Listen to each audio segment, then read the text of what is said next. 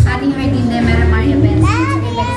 Nag-start po siya mag-collect around 1990s or to be exact is 1994 po. And then, now po, nag-collect pa rin naman po siya.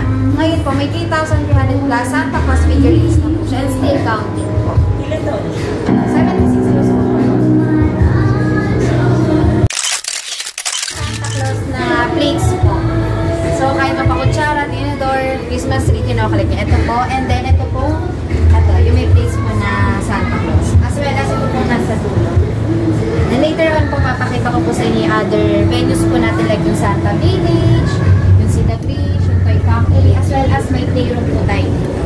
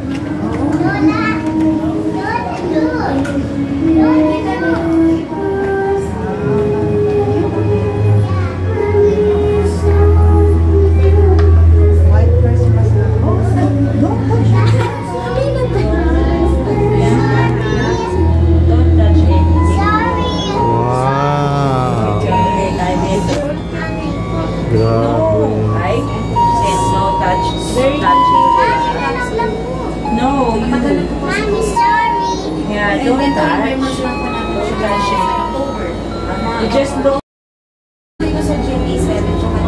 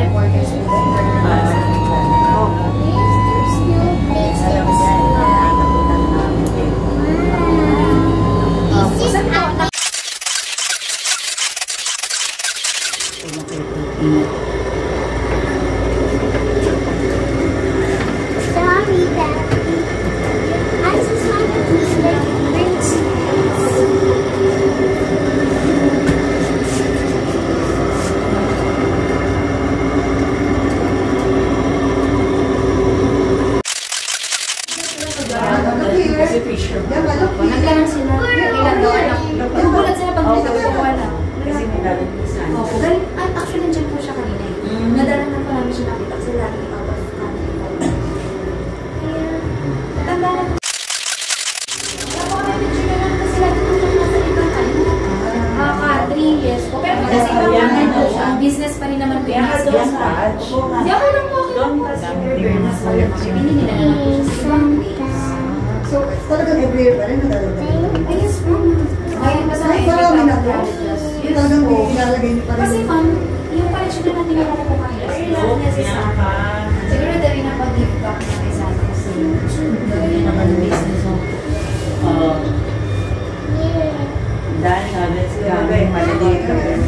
Pero okay po ma'am. Kasi madalang namin po siya nakausap. Kadalasan po nasa Zoom lang po siya nag-online. Pwede po kanina. Sobrang po siya.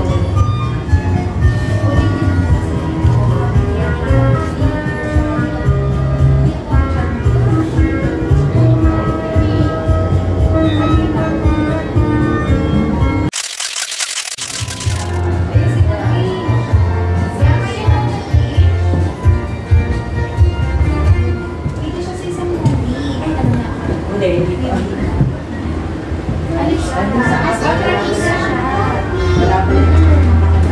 Magrabida siya sa isang movie kasi hindi siya nag-ikaw na may Christmas. Oh yes. Doon Bianca. Dear Bianca. Do you want to sit there? Baka may CCTV pala. Asa si Bianca? Yes.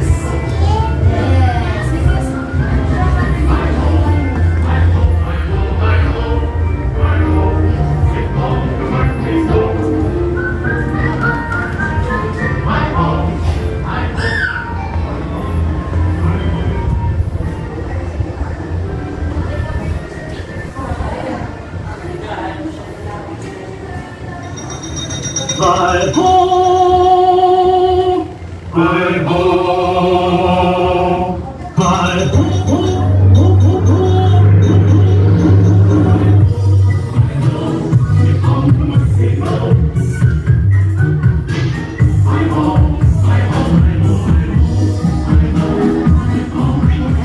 O, mamaya may candy ka daw. Ay, na, biscuits lang. Biscuits.